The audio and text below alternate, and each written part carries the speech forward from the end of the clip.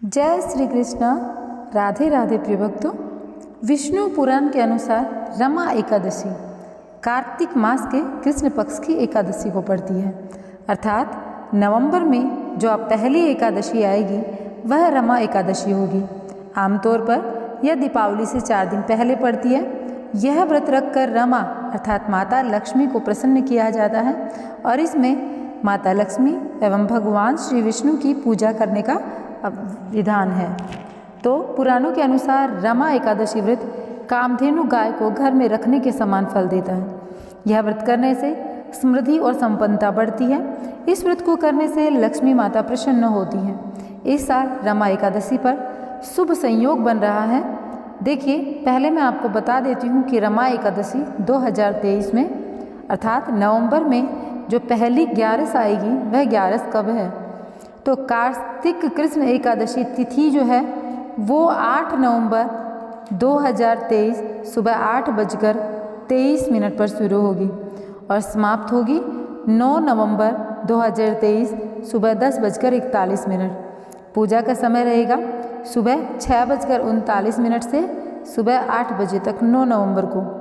व्रत का पारण का समय रहेगा सुबह 6:39 से सुबह 8:50 तक।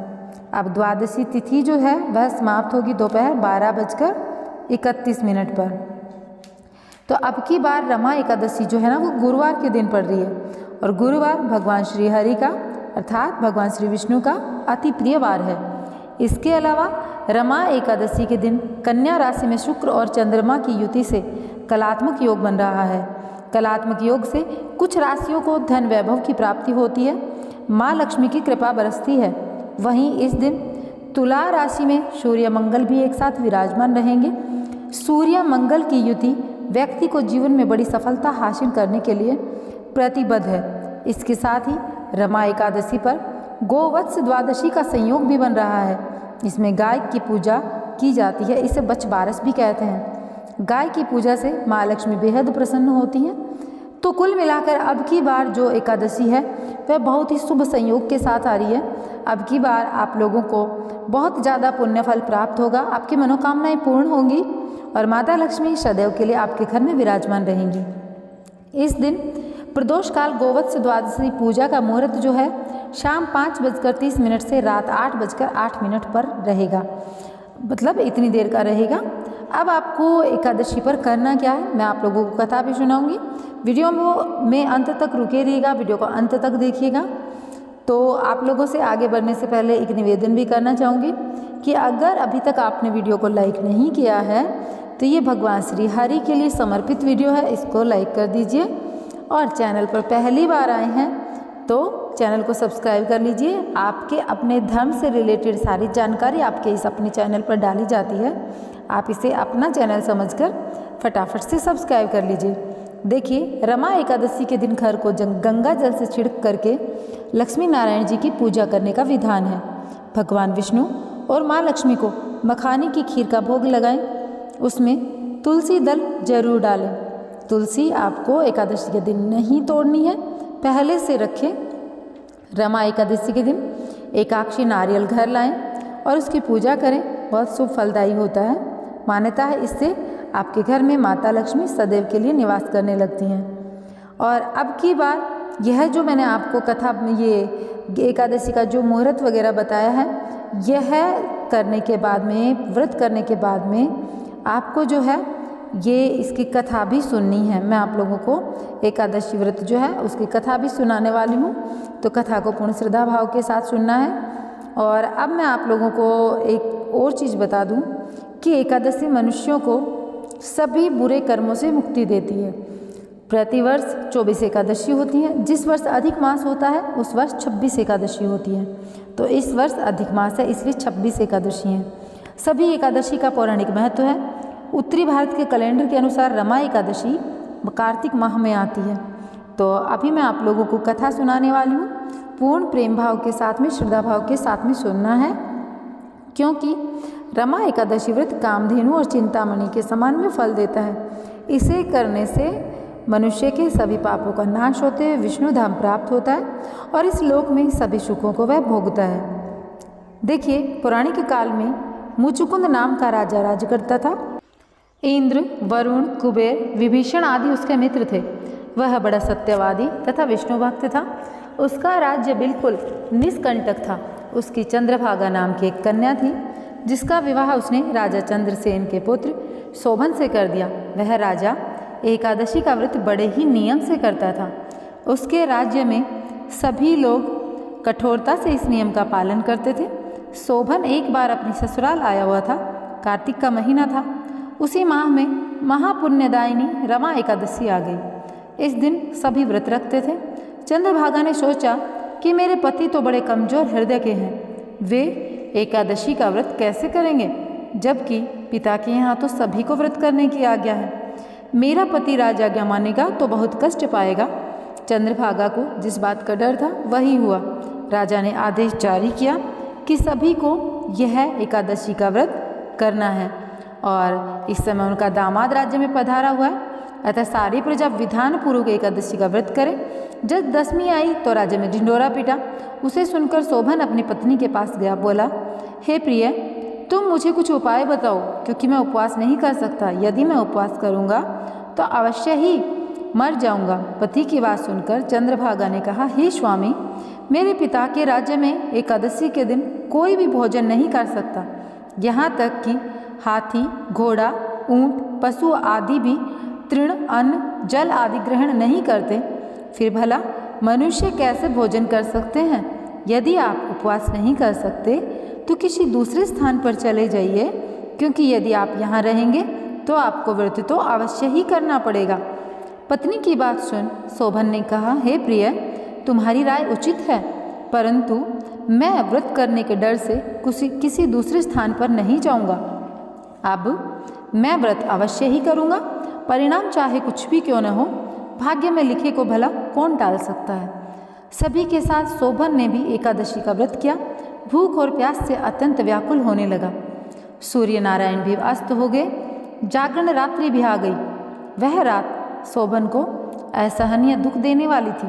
दूसरे दिन सूर्योदय होने से पूर्व ही भूख प्यास के कारण शोभन के प्राण पखेरु उड़ गए। राजा ने शोभन के मृत शरीर को जल में प्रवाह कर दिया और अपनी पुत्री को आज्ञा दी कि वह सती न हो और भगवान विष्णु की कृपा पर भरोसा रखे। चंद्रभागा अपने पिता की आज्ञा अनुसार सती नहीं हुई। वह अपने पिता के घर रहकर एकादशी के व्रत करने लगी। उधर रमा एकादशी के प्रभाव से शोभन को जल से निकाल लिया गया और भगवान विष्णु की कृपा से उसे मद्रांचल पर्वत पर धन धान्य से परिपूर्ण तथा शत्रु रहित देवपुर नाम का एक उत्तम नगर प्राप्त हुआ। उसे वहाँ का राज्य बना गया और उसके महल में रत्न व स्वर्ण के खंभे लगे हुए थे। राजा शोभन स्वर्ण तथा मणियों के सिंहासन पर सुंदर वस्त्र तथा आभूषण धारण किए बैठा था। गंधर्व तथा अप्सराएं नृत्य कर उसकी स्तुति कर रहे थे। उस समय राजा शोभन मानो दूसरा इंद्र प्रतीत हो रहा था। उन्हीं दिनों मुचुकुंद नगर में रहने वाला सोम शर्मा नाम का एक ब्राह्मण तीर्थ यात्रा के लिए निकला हुआ था। घूमते घूमते वह शोभन के राज्य में जा पहुंचा। उसको देखा। वह ब्राह्मण उसको राजा का जमाई जानकर उसके निकट गया। राजा शोभन ब्राह्मण को देख आसन से उठ खड़ा हुआ और अपने ससुर तथा पत्नी चंद्रभागा की कुशल क्षेम पूछने लगा। शोभन की बात सुन सोम शर्मा ने कहा, हे राजन, हमारे राजा कुशल से हैं तथा आपकी पत्नी चंद्रभागा भी कुशल है। अब आप अपना वृतांत बताइए। आपने तो एकादशी के दिन अन्न जल ग्रहण न करने के कारण प्राण त्याग दिए थे। मुझे बड़ा विस्मय हो रहा है कि ऐसा विचित्र और सुंदर नगर, जिसको न तो मैंने कभी सुना न ही कभी देखा, आपको किस प्रकार से प्राप्त हुआ। इस पर शोभन ने कहा, हे देव, यह सब कार्तिक माह के कृष्ण पक्ष की रमा एकादशी के व्रत का फल है। इसी से मुझे यह अनुपम नगर प्राप्त हुआ है, किंतु यह अस्थिर है। शोभन की बात सुनकर ब्राह्मण बोला, हे राजन, यह अस्थिर क्यों है और यह स्थिर किस प्रकार हो सकता है?